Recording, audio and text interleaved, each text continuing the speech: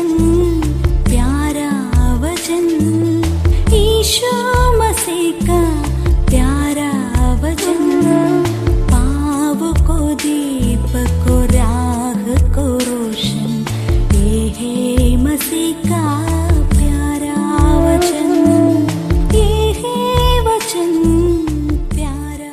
परमेश्वर के धन्य नाम की महिमा हो। प्रभात मनन के सत्र 1855 में आप सभी का बहुत ही विनम्रता के साथ स्वागत करता हूँ। आइए आज के मनन के लिए हम पढ़ते हैं इब्रानी अध्याय 5 पद 8। पुत्र होने पर भी उसने दुख उठा कर आज्ञा माननी सीखी। कल के मनन में ईश्वरीयता में यीशु मसीह का पुत्रत्व पर हम चर्चा की थी। मसीह विश्वासी अवश्य इस बात की जानकारी रखनी है कि यीशु मसीह का पुत्र होने का संबंध पिता परमेश्वर के साथ एक जैविक संबंध नहीं है, बल्कि पिता एवं पवित्र आत्मा के साथ पद, क्षमता एवं अस्तित्व में तुल्यता रखने वाला एक दिव्य संबंध है।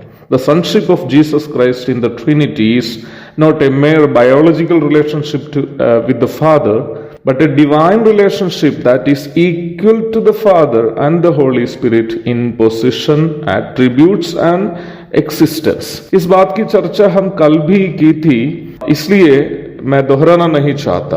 कल हम निम्न विषय की चर्चा इसलिए की थी ताकि यीशु मसीह का आज्ञा पालन का महत्व भी हम समझ सके।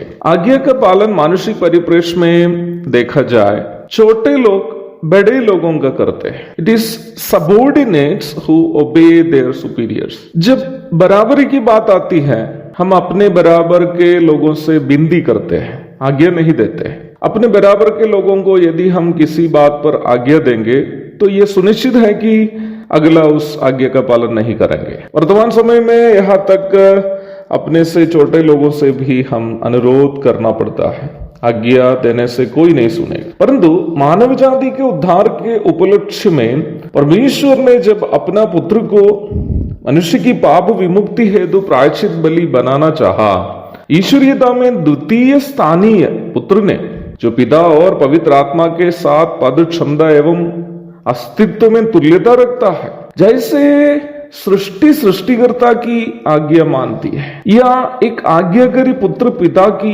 आज्ञा मानता है, नहीं तो एक गुलाम जैसे अपना स्वामी की आदेश का पालन करता है, वैसे ही उन्होंने अपने पिता के द्वारा निर्धारित सभी दुखों को उठा कर आज्ञा पालन में आदर्श बन गया।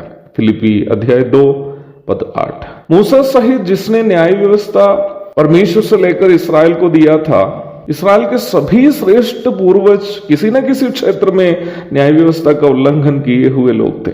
इसलिए ही उनमें से एक भी न्याय व्यवस्था का पालन संपूर्ण रूप में निभाकर परमेश्वर के सामने अपने आप को धर्मी नहीं ठहरा पाया। परंतु परमेश्वर का पुत्र ने जब जगत में मनुष्य रूप में आया ताकि वो परमेश्वर की उपस्थिति में मनुष्य का प्रतिनिधि बन जाए, यहाँ तक अपने तथाकथित सांसारिक माता पिता के भी वह अधीन रहा और उनकी आज्ञा का उन्होंने पालन किया। लूका अध्याय 2 पद 51। और न्याय व्यवस्था के सभी विधियों को परमेश्वर का एक आज्ञाकारी मनुष्य के रूप में एक एक करके अपने जीवन में उन्होंने पालन किया। मत्ती 3:15, यशायाह 53:7, लूका 27 पद 13 और 14, अध्याय 22 पद 42, ताकि वह पापी मनुष्यों के लिए स्वयं एक सिद्ध प्रायश्चित बलि हो सके।